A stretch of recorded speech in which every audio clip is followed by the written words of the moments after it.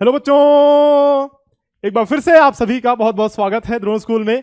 लो भाई, आ गई बहुप्रतीक्षित वीडियो। बहुत दिन से इंतजार था तुम सभी को इस वीडियो का, स्ट्रैटेजी वाली वीडियो। तुम सबने भैया परेशान कर दिया मास्टर को कि ये बताओ कि किस टाइम पे पढ़े तो सही रहेगा, कितने घंटे पढ़े तो नवोदय निकल जाएगा, कौन सा सब्जेक्ट ज्यादा पढ़े तो नवोदय निकल जाएगा। तो बहुत सारे आपके जो प्रश्न हैं, आपके जो क्वेश्चंस हैं, मैं इस वीडियो में डिस्कस करने वाला हूं। एंड एक बहुत अच्छी स्ट्रैटेजी दूंगा कि कैसे आप इस एंट्रेंस एग्जाम में 100/100 में से 100 नंबर ला सकते हो। भैया गारंटी है, पूरी वीडियो अच्छे से देखना, सारी स्ट्रैटेजी जो बताऊंगा फॉलो करना, बहुत अच्छे से पढ़ना, 100 में 100 नंबर आराम से आ जाएंगे आपके। ठीक है, चलो स्टार्ट करते हैं। तुम्हारे जितने भी क्वेश्चंस हैं सारे इस वीडियो में क्लियर होने वाले हैं। बेटा परेशान मत होना, वीडियो पूरी देखना। एंड सभी चीजों के बारे में मैं डिस्कस करूंगा, चाहे वो मैथमेटिक्स का पार्ट हो, चाहे वो मेंटल एबिलिटी का पार्ट हो, एंड चाहे वो लैंग्वेज का पार्ट हो। इंग्लिश हिंदी दोनों मीडियम्स की हम लोग बात करते हुए चलेंगे कि कैसे आप अपने पैसेज की रीडिंग जो कैपेबिलिटी है, कैपेसिटी है ना, उसको आप और भी इंप्रूव कर सकते हो, और भी जल्दी जल्दी क्वेश्चन उसमें से छांट सकते हो पैसेज में से। कैसे आप विलोम शब्द वगैरह अच्छे से याद कर सकते हो जल्दी से। ठीक है, मैथ्स में कैसे अपनी मजबूत अपनी जो है पकड़ बना सकते हो, ताकि बहुत अच्छे से आप कर पाओ। फॉर्मूले वगैरह को कैसे याद करना है, क्या ढेर सारे फॉर्मूले याद करने हैं या फिर कुछ फॉर्मूले से काम चलने वाला है। तो इस प्रकार की चीजें हम लोग डिस्कस करने वाले हैं। Interested, excited? चलो स्टार्ट करते हैं बेटा। तो सबसे पहली बात तो ये समझो, आप सभी को पता होगा कि ये एंट्रेंस एग्जाम आप सभी फाइट करने जा रहे हो, देने जा रहे हो। तो आप सभी को जाहिर सी बात है कि पता होगा कि there are 3 sections in this examination. पहला तो मेंटल एबिलिटी, दूसरा अरिथमेटिक यानी कि आपका मैथमेटिक्स जो भी कह लो, तीसरा लैंग्वेज है। मेंटल एबिलिटी में आपके आते हैं कितने प्रश्न? 40 क्वेश्चंस। आपके अरिथमेटिक्स में आते हैं 20 क्वेश्चंस, और लैंग्वेज में भी 20 क्वेश्चन ही आते हैं। देखो पहले की बात है, पहले क्या होता था कि एक एक नंबर का एक एक क्वेश्चन होता था। अभी क्या है ना, अभी 1.25 मार्क्स का एक एक क्वेश्चन होता है, और टोटल देयर आर 80 क्वेश्चंस। तो कुल मिलाकर भैया बात यह है कि 80 क्वेश्चंस इंटू 1.25 यानी कि कुल मिलाकर 100 नंबर का आपका पेपर होने वाला है। ये बात तो आपको पता ही होगी। लेकिन इसमें स्पेशल क्या है मास्टर? ठीक है, लेकिन बहुत सारे बच्चे ये बात नहीं समझते कि नेगेटिव मार्किंग इस एग्जामिनेशन में नहीं है। मतलब क्या गुरुजी? मतलब ये है कि अगर तुम ना किसी क्वेश्चन को गलत करके आते हो तो उसके लिए आपके नेगेटिव मार्किंग नहीं होगी, मतलब आपके नंबर वापस से नहीं कटेंगे। और भी बड़े बड़े एग्जामिनेशन में, जैसे कि आप आगे के एग्जाम्स दोगे, तो उसमें होता क्या है ना कि जैसे कि आपने 2 क्वेश्चन सही कर दिए तो 2 क्वेश्चन के 2 नंबर तो मिले ही, एक क्वेश्चन गलत किया तो उसका आधा नंबर उल्टा कट जाएगा। इसमें ऐसा नहीं है एग्जाम में। लेकिन ये सब चीजें हम लोग जब एग्जाम देने जाएंगे उस टाइम पे डिस्कस करेंगे। अभी तो फिलहाल हमारी स्ट्रेटेजी यही होगी कि कैसे हम सिलेबस को पहले कंप्लीट कर लें, कैसे हम लोग अपनी प्रैक्टिस अच्छी कर लें। ठीक है, एग्जाम के टाइम पे मैं एक वीडियो अपलोड करूंगा, आपको बताऊंगा कि कैसे एग्जाम को हैंडल करना है, कैसे एग्जाम में आपको अपीयर होना है। लेकिन फिलहाल अभी ये बात करेंगे कि कैसे इस सिलेबस को कंप्लीट करें हम लोग, है ना, कैसे हम लोग मास्टरी हासिल करें इस सिलेबस के ऊपर। ठीक है, चलो भाई।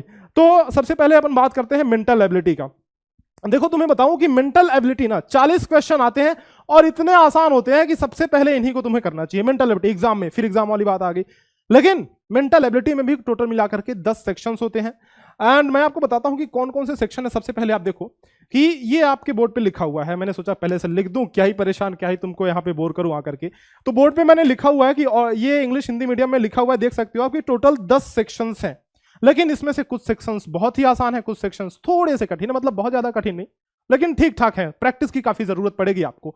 तो कौन कौन से सेक्शन में इनमें आपको प्रैक्टिस की जरूरत पड़ेगी, कौन कौन से में प्रैक्टिस की जरूरत नहीं पड़ेगी, सबसे पहले वो डिस्कस करते हैं। सबसे पहले काम करते हैं हम लोग, ये टॉपिक्स डिस्कस कर लेते हैं जिसमें तुम्हें ज्यादा एफर्ट लगाने की जरूरत पड़ेगी और किसमें कम एफर्ट लगाने की जरूरत है। और मैथमेटिक्स में भी इसी तरह से कर लेंगे। इसके बाद हम लोग ये डिस्कस करेंगे कि इंप्रूव कैसे करें। ठीक है, देखो आप देखो बेटा, मैं हमेशा आपसे कहता आया हूं कि जब भी आपको क्वेश्चन पेपर मिले ना, सबसे पहला नंबरों से झोली भरने वाला सेक्शन कौन सा है? सबसे पहला है आपका समान आकृति। समान आकृति में क्या करना होता है? बहुत सिंपल है ना। समान आकृति में आपको सिंपल एक क्वेश्चन दिया हुआ होता है एंड यू हैव 4 ऑप्शंस। ये चारों ऑप्शंस में से आपको बताना होता है कि यार इसके एकदम सिमिलर, एकदम समान कौन सा है। वेरी सिंपल है कि नहीं? इससे आसान क्या हो सकता है? होगा कुछ एग्जाम में इससे आसान? तो ये इसको सबसे पहले हमें अटेम्प्ट करना है। लेकिन तैयारी के दृष्टिकोण से अगर देखें, अगर तैयारी इसकी करनी हो आपको, तो बस क्या जानना है आपको ये पता चल गया ना भाई कि इस क्वेश्चन में ये क्वेश्चन दिया हुआ है और 4 ऑप्शन दिए हुए, समान बताना है। तो इसमें ज्यादा प्रैक्टिस कोई क्या ही करेगा? तुम इसमें 10 क्वेश्चन की प्रैक्टिस करो, 1000 क्वेश्चन की प्रैक्टिस कर डालो, फर्क ही नहीं पड़ने वाला है। मतलब तुम 10-12 क्वेश्चन की इसमें प्रैक्टिस कर लो ना, 10 से 20 भी क्वेश्चन की प्रैक्टिस कर लो, उससे ज्यादा की जरूरत ही नहीं अपने को। ठीक है, इसके बाद अगर तुम्हारे पास ज्यादा टाइम हो गया है, पूरा सिलेबस कंप्लीट है, तो भैया करते रहो, फिर कोई मतलब नहीं है। तो आपको सिंपल इसमें क्या करना है ना, समान आकृति में ज्यादा प्रैक्टिस नहीं करनी है। तो इसको आप ऐसे काट दो, खत्म करो इसको, 10-20 क्वेश्चन करो और फिर चलते बनो समान आकृति वाला। इसके बाद देखो भिन्न आकृति में थोड़ा सा आपको थोड़ा एफर्ट डालना पड़ेगा। अच्छा, किसमें किसमें एफर्ट डालना पड़ेगा ये मैं बता रहा हूं। सबसे पहले उसको हटा दें क्या, जो सबसे लल्लू क्वेश्चंस आते हैं। चलो, तो सबसे पहले देखो, पैटर्न भी आप मान सकते हो कि बहुत ज्यादा वो नहीं है, तो पैटर्न को भी आप हटा दो, पैटर्न भी आप कर लोगे, समान आकृति भी आप कर लोगे, ठीक है। और आकृति पूर्ति थोड़ा सा हो सकता है आपको कि लगे, लेकिन इसमें छिपी आकृति भी कर लोगे, आकृति निर्माण भी कर लोगे, और इसमें चलो अब ये 4 को तो हटा दो, ये 4 हटा दो, जो हमने 4 क्रॉस किया ना इसको हटा दो, ये समान आकृति कर लोगे। पैटर्न में क्या करना होता है बेटा, अब मैंने कई बार आपको बताया है, एक बार फिर से बता दे रहा हूं कि आपको इस तरह का एक वर्गाकार आकृति दिया हुआ होगा जिसमें 4 खाने होंगे, 3 खाने तो भरे हुए होंगे किसी ना किसी डिजाइन में, पैटर्न में भरे हुए होंगे, एक खाना आपका छूटा हुआ होगा। तो इसमें से आपको सेलेक्ट करना है कि कौन सा पैटर्न यहां पे फिट हो जाएगा। बहुत आसान सा होता है, कर लोगे, लेकिन इतना भी नहीं है कि समान आकृति जितना आसान है ना, थोड़ा सा उससे कठिन होगा, लेकिन कुछ क्वेश्चंस की इसमें प्रैक्टिस आपको करनी होगी। 100 क्वेश्चन की कर लेना, ज्यादा से ज्यादा, ठीक है, इससे आपका काम बन जाने वाला है। तो पैटर्न इस तरह से आप कर सकते हो। दूसरी चीज, आकृति निर्माण वाले में क्या होता है कि एक कागज को कई टुकड़ों में काट करके उसको, उसके चिथड़े इधर दिए हुए होते हैं, आपको जोड़ करके बताना वो होता है। जैसे एक क्वेश्चन में देखो 3 टुकड़े दिए गए हैं, जोड़ के आपको बताना है कि इन तीनों टुकड़ों को जोड़ने पर कौन सी आकृति हमें मिलेगी। तो ये भी सिंपल है, ये भी आप कर लोगे। एम्बेडेड फिगर में आपको छिपी हुई आकृति ढूंढनी होती है। तो इस तरह से जो मैंने ये 4 बताया ना, सिंपल आकृति को तो छोड़ दो, तुम्हारी जिंदगी में उसका कोई महत्व ही नहीं है, उसको छोड़ दो। बाकी जो 3 बचे उसके 100-150 क्वेश्चन कर लेना काफी है, ठीक है। अब देखो बाकी पे आते हैं। बाकी कुल मिलाकर के हमने 4 सेक्शन को डिस्कस कर लिया, बाकी we are left with 6 more sections. अब 6 सेक्शंस बचे हैं, तो 6 सेक्शंस में किसको हम लोग ज्यादा प्रायोरिटी दें और किसको थोड़ी कम प्रायोरिटी दें। तो देखो ये डिपेंड करता है आपके ऊपर कि आपको कौन सी चीजें ज्यादा अच्छे से समझ में आती हैं, लेकिन फिर भी एक जनरल आइडिया मैं आपको दे रहा हूं। जो श्रृंखला वाली चीजें होती हैं वो कोई बहुत ज्यादा कठिन नहीं होता है। जैसे अगर नंबर पैटर्न आ गया तब तुम फंस सकते हो, उलझ सकते हो, तो नंबर पैटर्न्स का थोड़ी प्रैक्टिस कर लेना। बाकी श्रृंखला में कुछ उतना भी खास नहीं है। सहसंबंध एनालॉजी वाला जो क्वेश्चन है इसमें थोड़ा हो सकता है आपको प्रॉब्लम हो इस वाले में। चलो ये पहला, दूसरा और बाकी भिन्न आकृति वाला तीसरा और उसके बाद ये तीनों, इसमें हम लोग सबसे अगर कठिन माने तो सबसे कठिन इसको आप रख लो, ये आप पे डिपेंड करता है, लेकिन सबसे कठिन आप इसी को रख लो, भिन्न आकृति को। क्योंकि भिन्न आकृति में ना क्या होता है कि कई सारे कॉन्सेप्ट होते हैं। जैसे अगर कोई आकृति, एक कोई फिगर आपको दिया हुआ है, जैसे कि मान लो एक चीज मैं एग्जांपल देके आपको दिखाता हूं कि ये फिगर है, ये क्लॉकवाइज घूम रहा है, ठीक है। एक और फिगर है इसमें जिसमें ये भी ऐसे तीर लगा हुआ है क्लॉकवाइज, मतलब घड़ी की दिशा में घूम रहा है। एक और मान लो है, और इसमें मान के चलो कि 2 ही है, लेट्स सपोज कि 2 एरोस आर देयर, ठीक है। इस तरह से एक और फिगर है आपका जिसमें 2 एरो इसमें भी है, लेकिन ये एंटी क्लॉकवाइज है, ठीक है क्या। तो इसमें बहुत सारे बच्चे अपना दिमाग लगाएंगे कि मास्टर ये देखो तुम कि यहां पे जो है ना, यहां पे ये 2 तीर है और यहां पे भी 2 है और यहां पे 4 है। इसका मतलब क्या गुरुजी, मैं कह सकता हूं कि ये जो तीरों की संख्या है ये सम है, इवन है ना, इवन है। लेकिन फिर इसका मैं आपको जवाब ये भी दे सकता हूं कि भाई ये सुनो कि ये तो क्लॉकवाइज है, ये भी क्लॉकवाइज है, and this is also in clockwise direction. लेकिन एक ऐसा है, ये वाला कैसा है, एंटी क्लॉकवाइज है ना, घड़ी की उल्टी दिशा में है। तो कौन सा ज्यादा इंपॉर्टेंट है बोलना, ये तीरों की संख्या ज्यादा इंपॉर्टेंट है या ये जिस दिशा में घूम रहा है, जिस डायरेक्शन में घूम रहा है वो ज्यादा इंपॉर्टेंट है। जाहिर सी बात है तुम बोलोगे कि गुरुजी ये ज्यादा इंपॉर्टेंट लग रहा है कि ये किस डायरेक्शन में घूम रहा है, ये ज्यादा इंपॉर्टेंट है, इसलिए इसको हम ज्यादा प्रायोरिटी देंगे। तो फंस गए ना। यहां पे देखो 2 लॉजिक आपका काम कर रहा है। पहला लॉजिक तो ये तीरों की संख्या जो है वो सम है कि विषम है, ऑड है कि इवन है। दूसरा लॉजिक क्या है कि ये घड़ी की दिशा में चल रहा है या घड़ी के विपरीत दिशा में चल रहा है। तो दोनों लॉजिक में अंतर है, लेकिन प्रायोरिटी हमने किसको दिया, दिशा को दिया, इस पैटर्न को दिया कि किस दिशा में वो चल रहा है, कैसे घूम रहा है, ठीक है। तो इस तरह से आप इस क्वेश्चन में, इस तरह के क्वेश्चन में फंस सकते हो। और भी बहुत सारे क्वेश्चन, मतलब कि बहुत डिफरेंट टाइप के क्वेश्चन इसमें पूछे जाते हैं, ठीक है। तो इस पे आपको काफी ज्यादा ध्यान देने की जरूरत है, इसलिए नंबर 1 पे हमने इसको रखा है, ठीक है जी गुरुजी, मान लिया इसको ध्यान देंगे सबसे ज्यादा। उसके बाद बता दो आप, उसके बाद सुनो बेटा, पेपर कटिंग में बहुत ज्यादा लोगों को इतनी ज्यादा प्रॉब्लम नहीं होती है, लेकिन पेपर कटिंग को कैसे आपको हैंडल करना मैं बताता हूं। शुरू में ज्यादा ये सब तामझाम करने की जरूरत नहीं है, लेकिन शुरू में आपको क्या करना होगा ना, एक कैंची लेनी होगी और एक पेपर लेना। मैं वही कैंची ढूंढ रहा हूं, चलो ठीक है, ये देखो। तो इस तरह से कैंची लेना तुम, और एक स्क्वायर शीट ऑफ पेपर ले लेना, उसमें काट के शुरू में देख लेना। जैसे कि मैं एक पेपर लेके दिखाता हूं तुम्हें मैं दिखाता हूं, रुक जाओ। ये लो भाई, ये रेक्टेंगल, वैसे रेक्टेंगल है, चलो मैं काट के इसको स्क्वायर कर लेता हूं, ठीक है। तो आपको क्या करना है ना, सिंपल कैंची से ही काट लूं क्या मैं? आपको क्या करना है, सिंपल एक पेपर लेना है और इसको एक स्क्वायर पैटर्न में काट देना है सबसे पहले तो। यार ये बहुत टाइम ले रहा है, मैं फाड़ ही दूं क्या इसको? ओ चलो भाई काट लिया। अब सुनो, अब जैसे ये क्या होता है कि पेपर कटिंग में क्या होता है ना कि स्क्वायर शीट ऑफ पेपर तुम्हारे पास रहेगा, है ना? स्क्वायर शीट ऑफ पेपर इस तरह से तुम्हारे पास रहेगा, और जरूरी नहीं है कि स्क्वायर ही हो, कभी कभार ये सर्कल भी आ जाता है, कभी कभार पंचभुज भी आ जाता है, त्रिभुज भी आ जाता है, लेकिन जनरली ये स्क्वायर ही होता है। इसलिए आपको इस पे एक बार प्रैक्टिस कर लिया, फिर भाई वो चल जाएगा, मतलब आपका दिमाग इस पे बैठ जाएगा।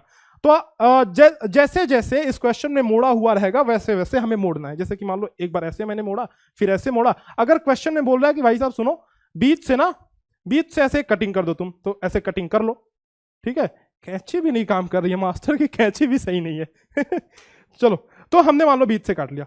इसके बाद जो है हमने इसको खोला, तो देखो हमने काटा तो एक ट्रायंगल था ना, यहां से एक कोना बस काट के निकाल दिया था, लेकिन जो रिजल्ट आ रहा है हमारा वो कैसा आ रहा है? क्या ये चतुर्भुज है? Is this a quadrilateral? है ना भाई? अरे बोलो, है ना?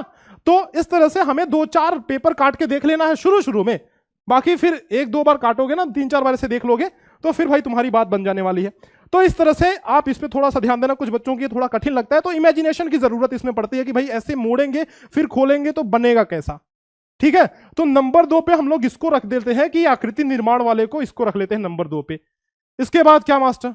अरे नहीं, आकृति निर्माण नहीं यार, ये पेपर कटिंग था ना।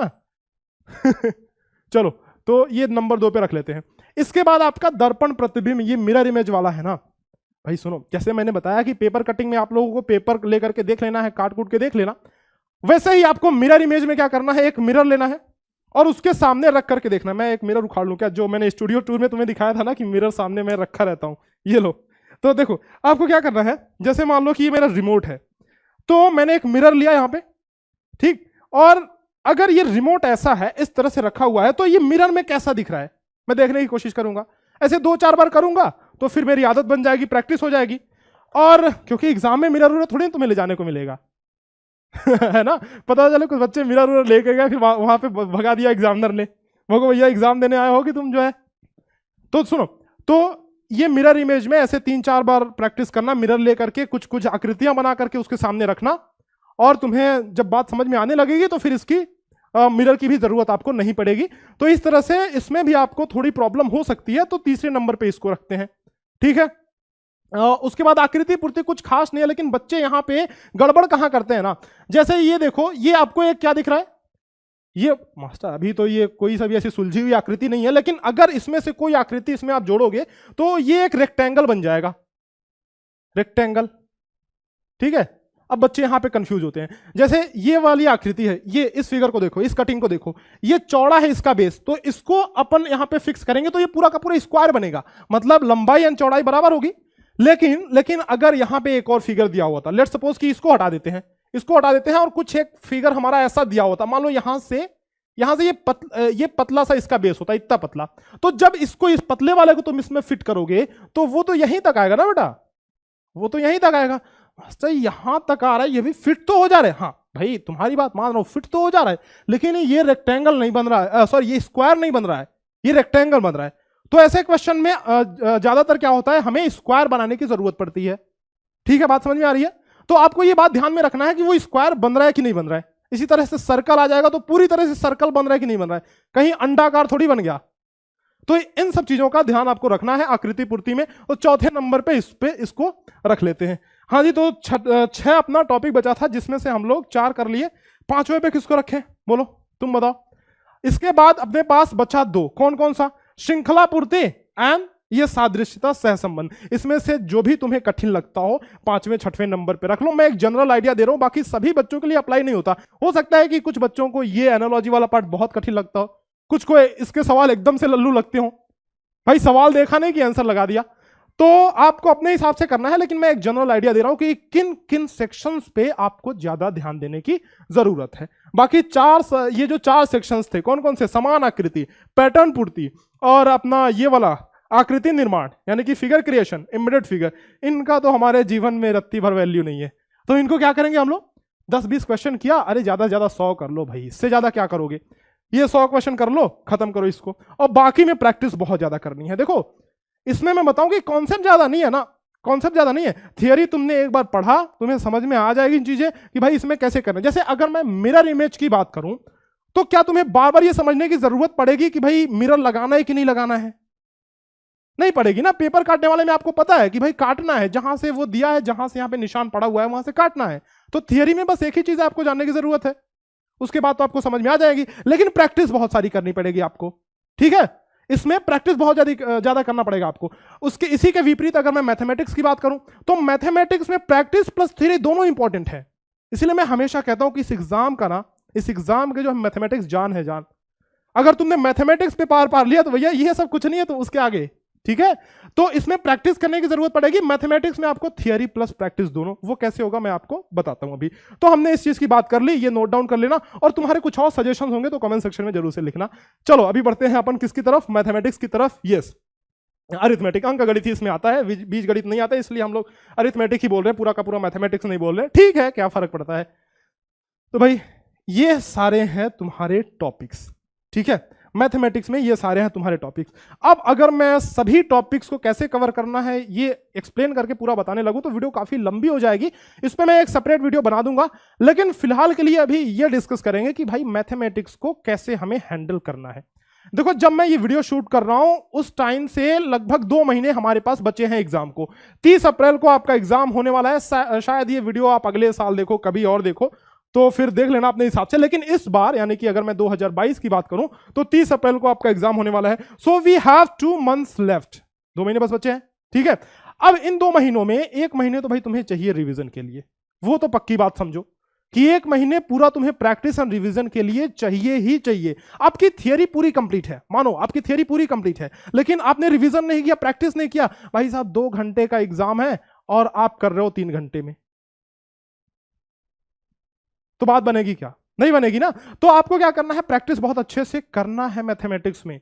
सुनो, फॉर्मूले वगैरह जो अब 2-4 टिप्स मैं मैथमेटिक्स में आपको दे देता हूं। क्या करना है ना, जैसे कि मैंने शुरू में ही आपको बताया था, और जब भी मैं लाइव क्लासेस आपके लेता हूं तब भी आपसे कहते ही रहता हूं कि जो क्वेश्चन आपको लगे कि भाई ये मेरे से थोड़ा सा, ये क्वेश्चन मेरे से थोड़ी बहुत लड़ाई कर रहा है, थोड़ा लगे कि हाँ ये मेरी बात नहीं मान रहा है, तो क्या करना, उसको कॉपी में लिखना अच्छे से, और एक इंपॉर्टेंट कॉपी बनाना इंपॉर्टेंट क्वेश्चन की। उसमें वो इंपॉर्टेंट क्वेश्चन, उस टाइप के क्वेश्चन, बल्कि जिस टाइप के क्वेश्चन तुम्हें परेशान कर रहे हो ना, उस टाइप के क्वेश्चन 2-4 लिख करके, और उसी तरह के क्वेश्चन और भी बुक्स में, मॉडल पेपर्स में, प्रीवियस ईयर से कहीं से भी ढूंढ करके उस तरह के क्वेश्चंस आपको कई बार रिपीटेडली आपको अच्छे से प्रैक्टिस करके समझनी है, ठीक है। तो पहला चीज तो हमने ये बताया कि भाई ये ठीक है, ये हम लोग बना लेंगे कि किस टॉपिक पे ज्यादा ध्यान देना है और किस टॉपिक पे कम ध्यान देना है। मैथमेटिक्स के लिए एक सेपरेट वीडियो बना देंगे, क्योंकि ये बहुत लंबी वीडियो हो जाएगी, ठीक है। मैं चाहता हूं कि थोड़ा एक जनरल आइडिया आपको दे दूं, ठीक। तो आपको क्या करना है, पहली बात मैंने क्या बताई बेटा, कि फर्स्ट ऑफ ऑल कि आप क्या करना है, इंपॉर्टेंट क्वेश्चन की कॉपी बनाना, जिसमें वो सारे क्वेश्चन आप लिख लेना जो लास्ट टाइम पे आपको रिवाइज करना है। क्लियर बात? लास्ट टाइम पे आपको रिवाइज करना है, वो सारी चीजें आप इसमें लिखना। दूसरी चीज, फॉर्मूले की एक कॉपी बना लेना, फॉर्मूले की कॉपी एक बना लेना। लेकिन इसमें बच्चे बहुत गड़बड़ी करते हैं, बच्चे इसमें बहुत गड़बड़ करते हैं। मैं बताता हूं क्या गलती तुम लोग करते हो। तुमने कोई सी भी किताब उठा ली, किसी भी पब्लिकेशन की किताब उठा ली, उसमें जितने फॉर्मूले दिए हैं ना सभी लिख लिए, उससे कुछ भी फर्क नहीं पड़ने वाला है, मैं बता रहा हूं। इस तरह से अगर आप करोगे तो इतने सारे फॉर्मूले तुम्हारे पास हो जाएंगे कि तुम्हें एग्जाम में जाकर के खुद ही कंफ्यूजन हो जाएगा कि भाई वो पहला वाला फॉर्मूला पहले पेज पे लिखा था वो वाला लगाऊं कि दूसरा वाला लगाऊं। तो आपको क्या करना है ना, क्वेश्चन जब आप प्रैक्टिस करो तो जिस टाइप का क्वेश्चन है उस हिसाब से शॉर्ट ट्रिक वगैरह जो मैं बताता हूं उसका इस्तेमाल करो, फॉर्मूले ज्यादा मत लगाया करो। जैसे कुछ जनरल क्वेश्चन, जैसे एक एग्जांपल मैं देता हूं। मैंने बताया था बेटा आपको, गुरुजी का एक जंतर बताया था। क्या बताया था मास्टर? जैसे कि मैंने बोला, एक प्रश्न मैं लिखता हूं यहां पे, एक क्वेश्चन मैंने बोला कि भाई किसी चीज के मैं लिखता हूं कि किसी संख्या के 80% की वैल्यू 80% की वैल्यू मान के चलो कि 80% की वैल्यू मान लो 160 है, 160 है, तो संख्या क्या है? अब मेरे सभी अर्जुन को पता होगा, भाई कमेंट सेक्शन में लिख देना गुरुजी का जंतर, तुम सभी को लिखना है, जिम्मेदारी है तुम्हारी। सुनो, तो अभी हमने ये बोला कि भाई किसी के 80% की वैल्यू 160 है, तो संख्या हमें बतानी है। अच्छा, संख्या बतानी है मास्टर, 80% की वैल्यू दी हुई है, गुरुजी का जंतर लगेगा यहां पे। क्या किसकी वैल्यू दी हुई है? तो 80% की वैल्यू दी हुई है। संख्या के बारे में पूछ रहा है, संख्या कितनी होगी? 100%। भाई हमारे पास जो भी चीज है हम उसको 100% मानते नहीं मानते? 100% ना। तो जो ओरिजिनल फॉर्म में संख्या होगी वो 100% होगी। तो क्वेश्चन में नहीं कह रहा कि 100% की वैल्यू निकालो ना, क्वेश्चन में तो ये कह रहा है कि 80% की वैल्यू जो है ये है और आपको निकालनी है, वो संख्या के बारे में पूछ रहा है आपको कि वो संख्या जो है आप निकालो। ठीक है, वो संख्या निकालो आपसे पूछ रहा है। तो आपको क्या करना है, सिंपल ये बात समझनी है कि ये 100% की वैल्यू ही पूछ रहा है, क्योंकि संख्या तो अपने आप में पूरी है ना। 100% की वैल्यू पूछ रहा है। भाई गुरुजी का जंतर क्या लगा कि 80% की वैल्यू दी हुई है, 80 हमने नीचे रखा और 100% की वैल्यू निकालनी है, 100 ऊपर रखा हमने। अच्छा 80% की वैल्यू कितनी दी है, 160, तो 160 के बगल में इधर रख दिया, गुणा कर दिया, यानी कि इसको काट पीट लोगे तो जाने वाले को जाने दो, जाने वाले को कोई नहीं रोक सकता। तो 80 दूना 160, 2 गुणे 100 बराबर 200 यहां पे हो गया। तो यहां पे आप बात समझो कि कितने अच्छे से हमने शॉर्टिंग लगा ली, बिना फॉर्मूले के इस्तेमाल किए हमने ये निकाल लिया कि भाई अगर 80% की वैल्यू दे रखी है तो 100% की वैल्यू निकालने के लिए हम लोग क्या करेंगे। अब इसको हमने एज ए फॉर्मूला याद तो नहीं किया, नहीं ना, हमने एज ए फॉर्मूला याद नहीं किया, हमको बस पता था कि कैसे स्टेप वाइज इसको करना है। तो इसलिए मैंने बताया कि फॉर्मूले के केस में आप ऐसा मत करना कि बहुत सारे फॉर्मूले का ढेर लगा लो, फिर फंस जाओगे वहां पे। आपको क्वेश्चन वाइज समझना कि कौन सा क्वेश्चन किस टाइप का है और उसको किस तरह से सॉल्व करना है, उसकी अच्छे से प्रैक्टिस करनी है। शॉर्ट ट्रिक का जितना इस्तेमाल कर सको उतना इस्तेमाल तुम्हें करना है। क्लियर है बात। तो फॉर्मूला बहुत ज्यादा नहीं, लेकिन जो बेसिक फॉर्मूला है, जैसे मैं अगर साधारण ब्याज की बात करूं तो उसमें 2-4 फॉर्मूले आप लिख लोगे बेसिक, तो आपका काम जो है बन जाएगा। ठीक है, तो उस तरह से आपको इसमें करते हुए जाना है कि फॉर्मूले वगैरह ज्यादा पाइलअप नहीं करना है। बाकी मैथमेटिक्स में इंपॉर्टेंट क्वेश्चन आपने लिख लिया, फॉर्मूला मान लो लिख लिया, बाकी इसमें प्रैक्टिस करने की बहुत ज्यादा जरूरत है। यानी कि जब भी आप मॉडल पेपर्स वगैरह सॉल्व करते हो तो आपकी बहुत अच्छे से प्रैक्टिस होती है। प्रीवियस ईयर के क्वेश्चन सॉल्व करते हो तो आपको पता चलता है कि भाई किस तरह के क्वेश्चन आते हैं प्रीवियस के। जब क्वेश्चन सॉल्व करते हो तो मॉडल पेपर आप लोग सॉल्व करते हो तो आपको पता चलता है कि किस तरह से आपको प्रैक्टिस करनी है। ठीक है, तो इस तरह से आपको अभी देखो, आपके पास हो सकता है कि भाई 2 महीने का अभी टाइम है, तो सपोज करो कि आप अभी वीडियो नहीं देख रहे हो, 1 महीने बाद देख रहे हो, तो आपका टाइम निकल चुका है, अभी ज्यादा टाइम नहीं है। तो आपको सिर्फ प्रैक्टिस करने की जरूरत है अभी, और सिलेबस वगैरह पे ज्यादा ध्यान मत दो। जितना 1 महीने के अंदर ये कंप्लीट कर सकते हो सिलेबस, कंप्लीट द सिलेबस। अगर नहीं होता है तुम्हारा सिलेबस कंप्लीट 1 महीने के बाद, मतलब कि 1 महीने से पहले, एग्जाम के 1 महीने से पहले अगर तुम्हारा सिलेबस कंप्लीट नहीं होता है तो उस पर कोशिश करो कि जो आपको एक्स्ट्रा टाइम मिल रहा है उसमें सिलेबस कंप्लीट करने की कोशिश करो। लेकिन बहुत ज्यादा जैसे 1-2 चैप्टर छूट जाते हैं तो अब भाई उन पे ज्यादा उनके पीछे मत भागो, क्योंकि प्रैक्टिस जरूरी है। उसके पीछे तुम्हारा क्या होगा ना कि जो तुमने सिलेबस कंप्लीट कर रखा है, जो आपने मैथमेटिक्स का पार्ट कंप्लीट कर रखा है, वो भी नहीं हो पाएगा आपसे, है ना। तो आपको रिवीजन करना है बेटा, रिवीजन बहुत जरूरी है। देखो हमारे दिमाग की एक कैपेसिटी है। बहुत सारे बच्चे पूछते हैं कि मास्टर बताओ कि किस टाइम पे पढ़ें, किस टाइम पे पढ़ें। जनरली मैं तो ये रिकमेंड करता हूं कि सुबह उठो और पढ़ाई पे बैठ जाओ, 1-2 घंटे पढ़ करके अच्छे से, फिर उसके बाद जाओ फ्रेश होकर के, स्कूल की टाइमिंग होगी तो स्कूल जाओ, लेकिन सुबह पढ़ाई जरूर से करो। लेकिन बहुत सारे बच्चों का उल्टा होता है कि भाई वो रात में जग करके पढ़ लेते हैं लेकिन सुबह उठने को आलस आ जाता है। तो एक चीज आपको समझना होगा कि दिमाग की एक कैपेसिटी है। जैसे अगर एक पानी का मैंने बॉटल लिया है, उसमें मैं पानी भरते जाऊं, एक टाइम तो आएगा ना कि वो पानी बहने लगेगा।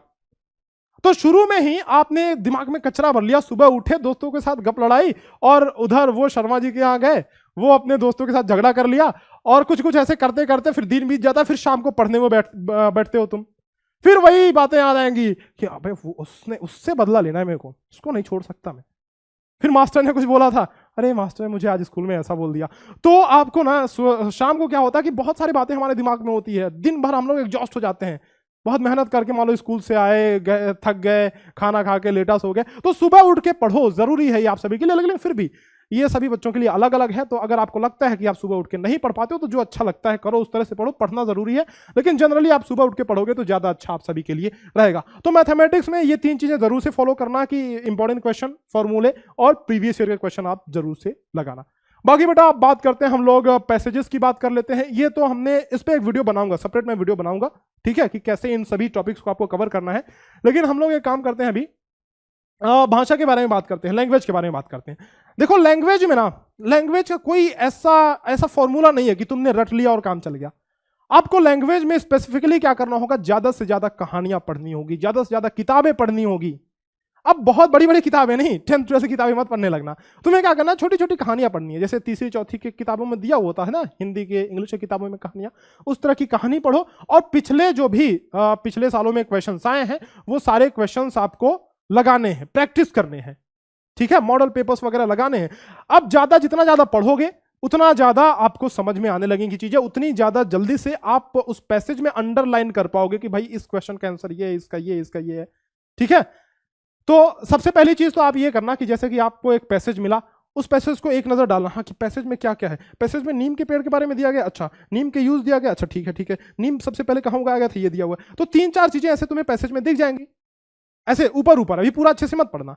फिर आप क्वेश्चन पढ़ना कि क्या क्या क्वेश्चन पूछे गए, क्वेश्चन को अच्छे से पढ़ो कि क्या क्वेश्चन, अच्छा ये पूछा गया है कि नीम सबसे पहले कहाँ उगाया गया था, ये पूछा गया है कि नीम के औषधीय गुण क्या क्या है। अच्छा, तो ये 2-3 क्वेश्चन आपके पास जब दिमाग में आ गए, अब पैसेज को पढ़ो, अंडरलाइन करते जाओ। तो ये स्ट्रेटेजी आपकी होनी चाहिए पैसेजेस में। ज्यादा से ज्यादा कहानियां पढ़ो, ज्यादा से ज्यादा बहुत अच्छे से पैसेजेस वगैरह जहां पे आपको मिल जाए वो चीजें पढ़ते रहो। देखो इसमें 2-3 चीजें ना, अपठित गद्यांश अनसिन पैसेज आते हैं, ये तो आपको पता है, ये अनसिन पैसेज ही आते हैं। ठीक है, अनसिन पैसेज और उसी के अंदर छिपा हुआ होता है विलोम पर्यायवाची शीर्षक, कभी कभी ये आते हैं, लेकिन ये तीनों चीजें बहुत ही कम पूछी जाती हैं। तो विलोम और पर्यायवाची के 200-300 शब्द आपको रट लेना है बस। ठीक है, रिवाइज करते रहना, चीजें कंटिन्यूएशन में रहेंगी तो आपको याद रहेगा। ये 2-3 चीजें आप बस रट लेना, आपका काम चल जाने वाला है। ग्रामर वगैरह नहीं पूछा जाता है इसमें, इसलिए मैंने यहां पे लिख दिया क्योंकि बहुत सारे बच्चे बोलते हैं भैया संज्ञा सर्वनाम भी पढ़ना है, नहीं ये सब नहीं पढ़ना है। ठीक है, तो इस तरह से आपको जो लैंग्वेज वाला पार्ट है उसको टैकल करना है, उसको हैंडल करना है अच्छे से। बाकी प्रैक्टिस बहुत ही ज्यादा जरूरी है बेटा। अगर आपने सिलेबस कंप्लीट कर लिया तो आप मॉडल पेपर के साथ स्टार्ट कर दो। जब तक प्रैक्टिस नहीं करोगे, practice makes a man perfect. पढ़े हो ना, और पढ़े हो तो इंप्लीमेंट भी करो। आप लोग मॉडल पेपर्स वगैरह लेकर के अच्छे से अपनी प्रैक्टिस कर लो। और बाकी अगर आपका सिलेबस कंप्लीट नहीं है तो अर्जुन बैच आप लेकर के बहुत अच्छे से आप तैयारी कर सकते हो। अर्जुन बैच है हमारा द्रोण स्कूल के ऐप पे, द्रोण स्कूल का ऐप डाउनलोड करना, वहां पे आप अर्जुन बैच देख सकते हो, नवोदय विद्यालय के लिए है। और यहाँ पे मॉडल पेपर्स की बारी अब आ गई कि मॉडल पेपर्स लेकर के अब तुम प्रैक्टिस करना स्टार्ट कर दो। अर्जुन बैच है हमारा नवोदय विद्यालय के लिए, और फौजी बैच है सैनिक स्कूल के लिए, अगर आप सैनिक स्कूल की तैयारी कर रहे हो तो। ठीक है, मैं एक बार दिखा देता हूं कि आपको कैसे आपको अर्जुन बैच में एनरोल करना है। मेरा मोबाइल कहां गया भाई। तो आपको क्या करना है, आप डेमो लेक्चर्स उसमें हैं बहुत सारे, तो आप देख सकते हो उसमें। जैसे कि मैंने ये द्रोण स्कूल का ऐप खोला, आप इसमें देखोगे कि नीचे ना स्टोर का सेक्शन है। स्टोर के सेक्शन में आप क्या करना, क्लिक करना, वहां पे देखना अर्जुन बैच दिख रहा है। अर्जुन बैच पे क्लिक करके आप देखना कि बहुत सारे इसमें वो दिए हुए हैं फोल्डर्स, तो उन फोल्डर्स में आप डेमो लेक्चर्स जा करके देख सकते हो। बाकी अगर आपको और 50 मॉडल पेपर की सीरीज वगैरह चाहिए तो उसमें भी डेमो आपको मिल जाएगा, पूरा प्रॉपर बकायदे आपको डेमो उसमें मिल जाएगा। तो भाई 50 मॉडल पेपर की सीरीज, 50 मॉडल पेपर कर लिया ना, यकीन मानो इन 50 मॉडल पेपर से बाहर कुछ भी नहीं आएगा। तुम पूछना मेरे पुराने स्टूडेंट से, जो मेरे पुराने स्टूडेंट्स रहे हैं, अगर एक आध देख रहे होंगे वीडियो को तो कमेंट वो कर देंगे कि सारे के सारे क्वेश्चंस आए थे मॉडल पेपर से। कोई भी ऐसा क्वेश्चन नहीं था जो मॉडल पेपर से बाहर का रहा हो। ठीक है, तो आप लोग बहुत अच्छे से प्रैक्टिस करो भाई। बहुत मेहनत करके हमने आपके लिए 50 मॉडल पेपर की सीरीज बनाई है, इसको लेकर के अपनी प्रैक्टिस शुरू कर दो। थोड़ा तुम्हें डिस्काउंट वगैरह चाहिए तो आप लोग क्या करना, लाइव 10 कूपन कोड का यूज करना, live 10 LIVE, live 10। Arjun batch में आपको 10% का डिस्काउंट मिल जाएगा अगर आप लाइव 10 कूपन कोड का यूज करोगे तो। ठीक है, तो आई होप कि ये स्ट्रेटेजी वाली वीडियो कैसे किस सब्जेक्ट को हैंडल करना है, कैसे पढ़ना है, वो आपको थोड़ी समझ में आई होगी। चलो फिर, और क्या और चाहते हो, कौन सी वीडियो और चाहते हो, किस तरह से एग्जाम को हैंडल करना है, किस तरह से एग्जाम में प्रेजेंटेशन अपना देना है, मतलब टाइम मैनेजमेंट कैसे करना है, इन सब टॉपिक्स में भी मैं वीडियो लेकर आऊंगा। अगर वीडियो अच्छी लगी हो तो वीडियो को लाइक करना बेटा, और अपने सारे ग्रुप्स में शेयर करना, जहां जहां भी तुम इन्वॉल्व हो सभी ग्रुप्स में इसको शेयर करना है, अपने सभी यार दोस्त मित्रों के साथ शेयर करना, ताकि ये वीडियो सभी तक पहुंचे और सभी तक नवोदय के लिए एक स्ट्रेटेजी सभी के मन में एक पहुंच पाए, सभी को एक पता चल पाए कि कैसे हमें तैयारी करनी है और किस तरह से एग्जाम को हमें हैंडल करना है, कौन सा सेक्शन टफ है, कौन सा सेक्शन आसान है। तो ये सभी बातें आप सभी को पता चल पाए। ठीक है, चलो आई होप कि वीडियो पसंद आई होगी। लाइक करना, शेयर करना एंड चैनल को सब्सक्राइब करना मत भूलना, पहली बार आए हो तो। मिलते हैं आपसे इसी तरह के शानदार धमाकेदार वीडियो में नेक्स्ट वीडियो में, तब तक के लिए अलविदा, धन्यवाद।